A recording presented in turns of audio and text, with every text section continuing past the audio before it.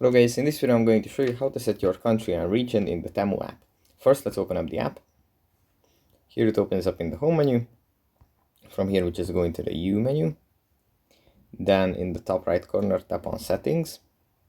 And here we have country and region.